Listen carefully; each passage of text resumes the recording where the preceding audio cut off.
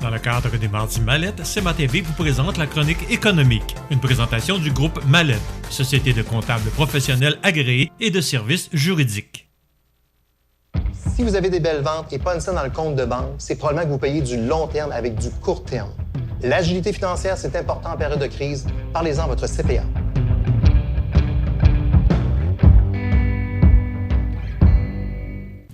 Je vous souhaite la bienvenue à cette autre chronique présentée dans le cadre des Mardis Mallette. Aujourd'hui, c'est la chronique économique en compagnie de Régent Lemieux, qui est comptable professionnel agréé et associé du groupe Mallette. Régent Lemieux, bonjour. Bon matin, Michel. Ça va bien? Oui.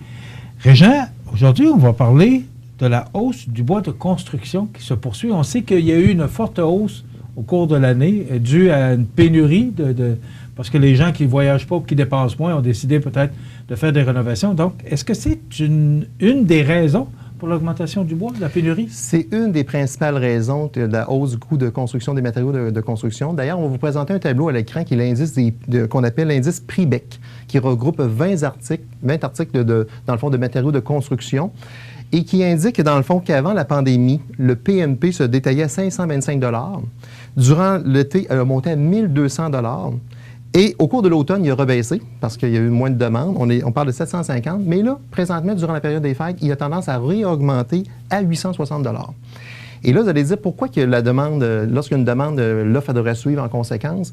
Malheureusement, dans le domaine du bois, c'est pas aussi facile que ça. Premièrement, il y a de la réglementation au niveau des coupes forestières et qui fait qu'en conséquence, qu'on ne peut pas fournir le bois aussi facilement aux consommateurs s'il y a une tendance importante qui s'est faite au cours de l'année 2020. Donc ça, c'est une des principales raisons qui explique l'augmentation du prix du PMP. On parle toujours de l'offre et la demande, mais là, est-ce que c'est parce qu'on veut arrêter, on veut stocker, je cherche le bon mot, là.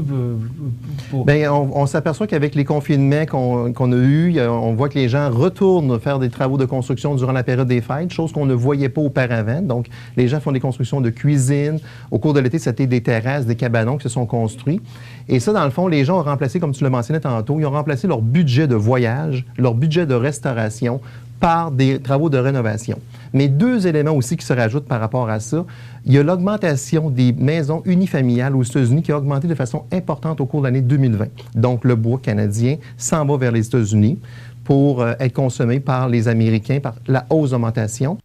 Puis tu sais, Michel, une maison unifamiliale, ça prend plus de bois que le multilogement. Donc, il y a une tendance maintenant avec le télétravail, même au Québec, de revoir des maisons unifamiliales se construire, des chalets se construire, donc une maison secondaire se construire, et ça a un impact. Et maintenant, est-ce que ça va se maintenir pour l'année 2021? C'était ma prochaine question. C'est la prochaine question que j'anticipais. Il faut comprendre que présentement, en Europe, ils ont le même problème également. Donc, on parle des pays comme l'Allemagne, la Suède, qui présentement vont probablement demander du bois d'œuvre canadien. Donc, on va encore exporter ce produit-là. Donc, attendez-vous que ce prix-là n'aura pas de tendance à la baisse au cours de l'année 2021. Donc, c'est pas avantageux pour nous autres d'exporter notre bois. C'est ça que je comprends. C'est pas avantageux pour le consommateur. C'est avantageux pour les autres pays, mais pas pour nous autres. Effectivement, c'est avantageux pour le producteur, parce que le producteur cherche toujours à retrouver le prix le plus élevé dans le marché. Est-ce que c'est les États-Unis? Est-ce que c'est les pays européens? Et dans ce cas-là, bien entendu, les consommateurs vont écoper par, je vous dirais, une demande mondiale davantage des produits de matériaux de construction. Régent, il y a quelques jours, on entendait l'augmentation du prix du bois d'œuvre. Est-ce que c'est relié, le prix du bois d'œuvre, le prix du bois de construction? Est-ce que c'est relié ensemble? C'est relié. Il faut comprendre que le bois d'œuvre, c'est que dans le bois brut qui arrive, les bio, les billes de bois qui arrivent dans les scieries, lorsqu'ils sont transformés, devient du bois d'œuvre. Et une fois qu'ils reviennent dans les quincailleries, ça devient des matériaux de construction. Donc, ils sont planés, coupés, divisés en des 2x4, des 2x2, différents types de matériaux qu'on retrouve dans les quincailleries. Donc, ça, on parle des matériaux de construction, là. Et ça comprend aussi, matériaux de construction, il faut comprendre, ça comprend également aussi des produits de cuisine. Donc, tous les éléments qui est relié à du bois d'œuvre, pas nécessairement la charpente, mais également aussi tous les produits qu'on va retrouver. On retrouve des tables en bois maintenant, qui est une grosse tendance maintenant. Fait que ça fait partie aussi des matériaux de construction. Là, je tenais sur le bois de construction. Est-ce que c'est dangereux qu'à un moment donné, on manque de bois parce qu'on en fournit trop aux pays étrangers? D'ailleurs, c'est une problématique que le gouvernement Legault devra se pencher parce que le bois d'œuvre est vraiment de juridiction provinciale. Donc, le gouvernement doit se pencher par rapport à ça. Le problème qu'on a présentement au Québec, c'est qu'on s'en va de plus en plus vers les attitudes plus hautes au Québec. Donc, on va chercher le bois de plus en plus loin. Donc, coût qui devient plus dispendieux à l'emmener dans les villes. Ça, c'est un premier élément. Mais il y a aussi toute la réglementation. Il faut comprendre que présentement, il y a une réglementation très sévère au niveau de l'environnement.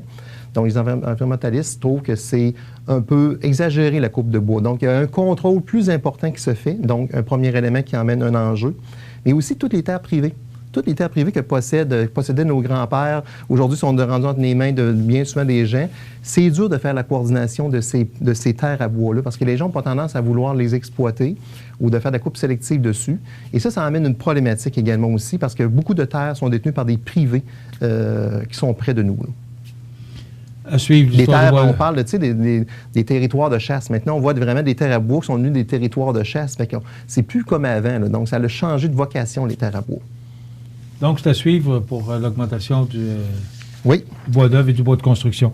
Maintenant, palmarès des plaintes à l'Office de protection du consommateur en 2020. J'ai trouvé un peu... Je me suis posé la question de savoir pourquoi on parlerait de ça aujourd'hui. Bien, on parle de ça aujourd'hui parce qu'il y a eu une augmentation des plaintes qui s'est faite entre l'année 2019 et 2020. On parle de plus de 20 % d'augmentation des plaintes qui a eu lieu à l'Office de protection du consommateur. Ça a fait un sujet au niveau du Journal de Québec pour une manchette par rapport à ça. Et c'est quoi la plainte qui est la plus courante qu'on retrouve chez les consommateurs cette année, 2020? Est-ce que tu as une idée, Michel? Non. Je donne ma langue au chat, je ne sais pas. Donc, c'est vraiment le délai de livraison. Le délai de livraison est vraiment rendu une des plaintes les plus importantes. Donc, c'est ça qui a causé, entre autres, l'augmentation des plaintes au Québec là, des consommateurs. Il faut comprendre que quand on magasine maintenant, entre autres dans le domaine du meuble, auparavant, on pouvait se faire dire qu'on pouvait se faire livrer les produits dans 3 semaines, 4 semaines. Maintenant, on parle de 2 mois, 3 mois, même jusqu'à 6 mois de délai pour la livraison des produits de meubles. Et ça occasionne des plaintes importantes auprès des consommateurs. Qu'est-ce qui se passe? Pourquoi qu'on a autant de... Les fournisseurs ne fournissent pas? Les fournisseurs ne fournissent pas. Il faut comprendre, avec la pandémie, tout le marché asiatique avait été affecté au départ. Il faut se rappeler qu'en janvier, c'était l'Asie qui avait ce problème qu'on vit présentement aujourd'hui ici. Donc, en Asie, les usines ont arrêté. Donc, il y a eu un confinement important qui s'est fait en Asie dans les mois de janvier, février et même mars. Donc, tous ces éléments-là ont fait qu'il n'y a pas eu de production. Et là, cette production-là, au niveau des meubles, parce qu'il faut comprendre que les meubles, on ne se cachera pas, la principale production vient de l'Asie, bien entendu des États-Unis puis du Canada, mais c'est l'Asie qui produit les principaux meubles qu'on retrouve dans le marché. Et ça a été causé par la pandémie. Et là, dans le fond, il y a des retards, des bris, des vols. Il y a eu des vols parce qu'il y a beaucoup de livraisons qui se fait maintenant à domicile. Les gens ne sont pas nécessairement présents. Ça emporte des vols, pas nécessairement au niveau des meubles, mais tous les articles qu'on achète. Des petits paquets ou des... Est-ce que tu parles de palmarès? La première, c'est la livraison. Est-ce que tu as d'autres exemples? Oui, mais dans le fond, j'ai fait un tableau pour quels sont les principaux produits pour lesquels il y a vraiment des plaintes. Ça reste sur l'automobile d'occasion. L'automobile d'occasion, c'est le secteur qui a le plus de plaintes dans le marché. Donc, on parle de 15 % des plaintes. Et ça fait eux autres qui détiennent ce palmarès-là depuis des années.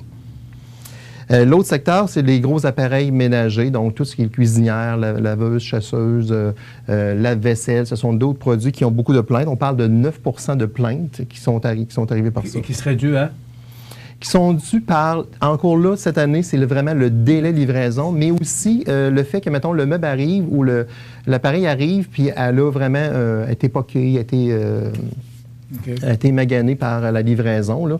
Dans le domaine automobile, c'est plus la mécanique puis la garantie. Donc, le vendeur qui dit que le véhicule va bien, mais rendu au temps, 2 mois après, il y a eu vraiment des réparations majeures qui se font sur le véhicule, et ça emporte beaucoup de plaintes. Là. OK. Est-ce que ça... Ça clôt pour ça. Dans le fond, je l'ai mentionné un peu que c'est un sujet là, qui risque de revenir. Puis le délai de livraison, il va falloir s'habituer parce qu'en 2021, ça ne s'améliorera pas. Là. Les produits les plus convoités en 2020. Oui, les produits les plus convoités, parce que dans le fond, ça a beaucoup changé, ça, comparativement à ce qu'on a vécu en 2019. Et dans le fond, il y a des produits pour lesquels ça a été vraiment, de façon, une augmentation plus substantielle. On peut s'imaginer. Le premier qu'on va voir à l'écran, c'est les équipements de protection personnelle. Donc, tout ce qui est les masques, les visières, ce sont des produits pour lesquels ça a été vraiment une augmentation importante. On parle de plus de 49 %. On parle d'un marché maintenant de 124 milliards. 124 milliards de produits de protection. Donc, une hausse importante. Donc, c'est vraiment rendu un marché là, exponentiel. Mais c'est rendu qu'on va un peu partout. On retrouve la possibilité de s'acheter un masque.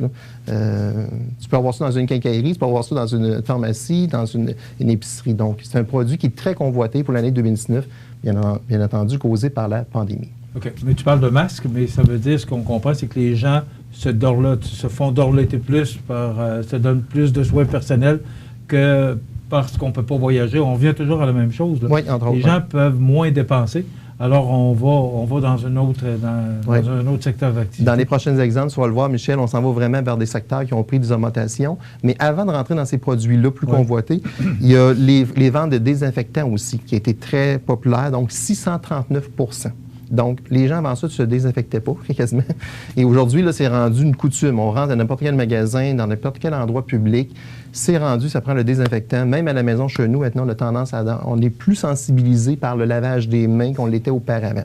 Donc, chose on espère que ça va améliorer tous les problèmes de rhume, tu sais, les fameuses maladies qu'on a au cours de l'hiver. Donc, ils pensent que ça va venir diminuer parce que les gens se lavent de plus en plus les mains. Donc, une hausse importante, donc une sensibilisation par rapport à ça. Tu as mentionné tantôt, Michel, que oui, effectivement, il y a un dérivé. Le télétravail, donc on parle de vente de mobilier de bureau, on parle plus de 600 %. Donc, beaucoup de gens au cours de l'année 2020 se sont dotés soit d'une chaise, d'un bureau, donc un espace de travail. Donc, le télétravail est rendu maintenant, va devenir une coutume. Donc, c'est un changement vraiment, un changement d'habitude qui est devenu ancré là, en nous. Là, avant la pandémie, on n'entendait jamais parler de ça, le télétravail. Non, très peu. Très peu. On attendait parler qu'une tendance, peut-être un jour, qu'il allait avoir du télétravail à cause de la difficulté, tout ce qui est le trafic routier, etc. Donc, c'était une tendance qu'on parlait, mais sans plus. Là, maintenant, ça l'a changé. Écoute, en dedans de 3 mois, c'est rendu que le télétravail, plusieurs entreprises se sont données jusqu'en juin 2021 de rester en télétravail. Donc, 100 % du temps en télétravail. Exemple, Desjardins, en bonne partie. Beaucoup de gens qui travaillent en télétravail dans ces bureaux d'assurance, etc., sont maintenant rendus en télétravail à temps plein. D'autres dérivés aussi, les matériaux de construction, on en a parlé tantôt, donc 143 % d'augmentation. Donc, ce n'était pas prévu du tout qu'il y allait avoir autant de construction qu'elle allait se faire cette année. Donc, on a eu des nouvelles terrasses. Dit nouvelle terrasse, dit aussi les ventes de piscine. Donc, les ventes de piscine, on parle plus de 50 %. Donc, c'est une tendance qui est arrivée. Là. On parle de ça n'a pas arrivé depuis 20 ans au niveau des ventes de piscine. Autant de ventes que ça, il faut reculer il y a 20 ans. Dans lequel, ça avait donné un boom là, quand ça a ouvert, les piscines, quand ça a commencé. Quand ça a commencé. Après ça, on dirait que c'était... il y avait des ventes un peu, mais là, maintenant, ça a vraiment explosé. 50 % d'augmentation. Les ventes de jouets. Quel est le jouet qui a obtenu le plus la cote cette année d'augmentation, Michel? C'est le casse-tête. 109 % d'augmentation. Donc, les gens sont confinés, décident de faire des casse-têtes. Donc, on voit qu'il y a beaucoup de casse-têtes qui se vendent présentement. Mais bon, on pense pas à ça, c'est ça. Oui, c'est vrai. Il y avait entre autres les Barbie aussi qui ont augmenté aussi pour les enfants de façon importante. Et bien entendu, le produit vedette de l'année, les produits hygiéniques, dont le papier de toilette, donc 288 %. Lui, le papier de toilette, il faut comprendre, c'est plus une emblème que d'autres choses, parce que dans le fond, il n'y a pas eu plus de consommation. C'est que les gens se sont plus stockés vraiment de produits hygiéniques. Moi, explique-moi pourquoi on a dévalisé les magasins et les pharmacies. Moi, je me souviens d'avoir parlé à Daniel Lachance qui n'en revenait pas, là, qui s'était fait vider les tablettes de papier de toilette. Pourquoi? C'est une réaction de l'humain? Qu'est-ce que les économistes se sont fait dire par rapport à ça? C'est vraiment le côté de pureté. C'est que quand arrive une pandémie... La sécurité, effectivement. Et les gens se garochent, dans le fond, dans les papiers garochés, c'est quasiment le mot, là, parce que c'est drôle de voir ça, que drôle et pas drôle en même temps, de voir les gens se battre pratiquement pour les papiers de toilette là, qui s'est fait. Et ça, dans le fond, ça revient à l'hygiène personnelle, donc la pureté, une sécurité envers l'individu. La première ligne du haut. La première ligne du haut selon les produits Maslow, effectivement. Donc, on revient à la base. Quand il arrive une catastrophe, on revient aux produits de base. Fait que là, les gens redeviennent à des choses. On leur dit, je vais m'occuper de ma personne au départ. Puis, c'est ça qui explique. Donc, c'est vraiment psychologique par rapport à ça et ça continue. Là. On voit vraiment, aussitôt qu'il y a des vagues se sont annoncées, aussitôt qu'une vague est annoncée par Legault, automatiquement, le papier de toilette se vend plus dans les marchés. Il reste 65 secondes. Comment tu vois 2021? Bien, 2021, je le vois vraiment comme une poursuite un peu de 2020. Dans les 6 premiers mois, je m'attends pas vraiment. Je m'attends à avoir une croissance des produits de consommation qu'on vient de parler présentement à cause du confinement qui devrait se poursuivre. On prévoit une hausse des marchés boursiers qui devrait se poursuivre aussi, parce que là, dans le fond, le vaccin a été trouvé. Donc, en 2 temps. Un premier temps pour lequel vraiment ça va se poursuivre comme l'année 2020, donc un peu plus plate, on ne voyage pas, on reste à la maison, etc. Donc, on consomme en fonction de ça. Et à partir de la deuxième partie de 2021, là, je vois vraiment arriver le côté plus loisir, sortie, etc., qui va se poursuivre. Là. Dans une de nos chroniques, tu parlais de 5 à 6 d'augmentation au niveau de l'économie. Est-ce que c'est encore ce chiffre-là qu'on retient? J'aurais jamais ça te dire non, mais les économistes, encore la semaine passée, on parlait des économistes de Desjardins. Ils nous mentionnaient que la hausse devrait se poursuivre au cours de l'année 2021. La consommation générale des gens va se poursuivre. Il faut comprendre que quand le gouvernement réinjecte de l'argent dans l'économie, sous forme de subventions salariales, sous forme de prestations canadiennes d'urgence, comme on a connu en 2020, les gens ont plus d'argent pour consommer. Donc, plus d'argent pour consommer, un peu plus d'argent pour épargner aussi, parce qu'il y a un peu plus d'épargne qui se fait présentement par les consommateurs, qui s'en faisaient auparavant en 2019, mais les gens consomment plus. On a l'argent entre les mains, on en profite. Donc, à un moment donné, ça va revirer de bord, là, mais ce n'est pas en 2021 ça va revirer de bord. Intéressant comme chronique. Merci beaucoup, Régent. Donc, notre chronique économique présentée par Mallette, le groupe comptable, ici, que vous pouvez rejoindre au 248-57-77 ou même venir rencontrer Régent Lemieux et ses collègues. Voilà, ça complète dans le cadre des mardis Mallette. Merci, Régent. Merci, on se retrouve dans 2 semaines pour parler d'économie, parce que ça va être le sujet pour 2021. Voilà, ça complète. Dans le cadre des Mardis Mallette, CMA-TV vous présente la chronique économique, une présentation du groupe Mallette, société de comptables professionnels agréés et de services juridiques.